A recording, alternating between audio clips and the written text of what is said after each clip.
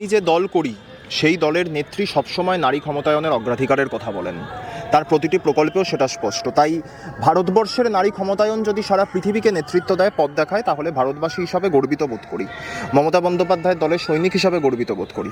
এবং একই সাথে আমি যেমনটা বললাম, এই যে অপারেশন সিঁদুর, এই কথার মাধ্যমে এটা প্রমাণিত হচ্ছে যে ভারতবর্ষ দেশের মা বোনেদের সিঁদুরের মান রক্ষা করতে পারে। আবার একই সাথে দুজন নারীর নেতৃত্বে এই অপারেশন এই কথা প্রমাণ করে যে নারীদের দাদা বা ভাই তাদেরকে যে হত্যা করা হয়েছিল, সেই হত্যার প্রতিবাদ এই ভারতবর্ষে, এখানে এটা না বললেই নয় যে এই রবীন্দ্রনাথের দেশে, রাখি বন্ধনের দেশে, মেয়েরা দাদাদের রাখির বন্ধন, রাখির মর্যাদা, ভাইফোঁটার মর্যাদা তারা মহিলারা রাখতে জানেন, নারীরা রাখতে জানেন।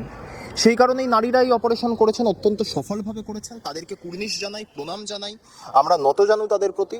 কিন্তু এই বিষয়টাকে কেন্দ্র করে যেন রাজনীতি না হয়। বাংলা হান্টের আরও খবর দেখতে নজর রাখুন। বাংলা খবর মানেই বাংলা হান্ট।